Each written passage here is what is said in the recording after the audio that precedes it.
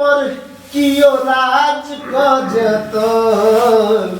दिल के दरवाजा पर कियो राज कजतो आ तोहर फूलल फूलल फुलौना या तोहर फूलल फूलल फुलौना कहियो आवाज कजतो ये तोहर फूलल फूलल फुलौना कहियो आवाज कजतो हगे दिल के दरवाजा पर कियो राज कजतो हगे दिल के दरवाजा पर कियो राज कजतो तोहर फूलल फूलल फुलौना या तोहर फूलल फूलल फुलौना कहियो आवाज कजतो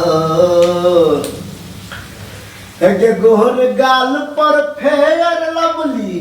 दै छौ बर शोभा हे गे दै छौ बर शोभा गे आ लागौ गाल आबू से नुरिया लगवा देन चोभा गे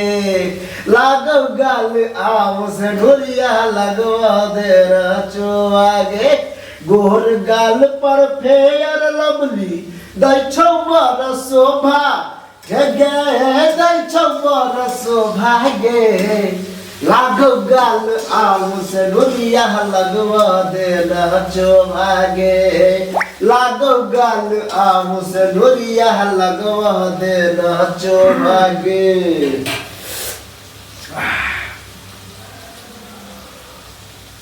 तिसी फुलाई सरसो लहकल रे तिसी फुलाई सरसो लहकल रे तनी धर ओहो तनी धर धर धर माल बहकल रे तनी धर धर धर माल बहकल रे तिसी फुलाई सरसो लहकल रे तिसी फुलाई सरसो लहकल रे तनी धर धर धर माल बहकल रे तनी धर धर धर माल बहकल रे 80 न 85 हमरा 90 चाहिए ओहो कनी मुस्की जवानिया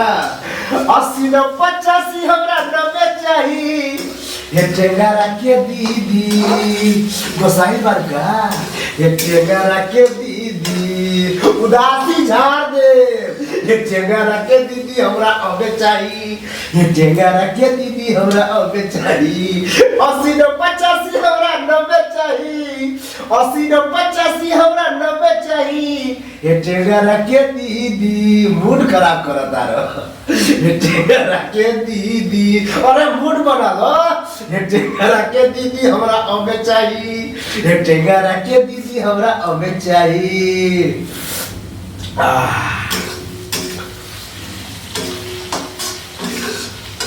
ये मुखिया बैगन में बोलावता आई हो दादा मुखिया बैगन में बोलावता आई हो दादा मुखिया बैगन में बोलावता कबो पनसौआ कबो नमरी देखावता कबो पनसौआ कबो नमरी देखावता आई हो दादा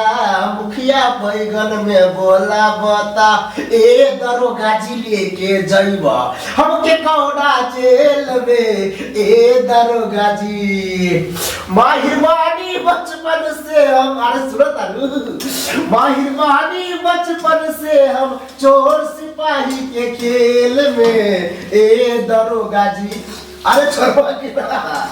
ए दरोगा जी लेके जइबा हमके कौना जेल में ए दरोगा जी लेके जइबा।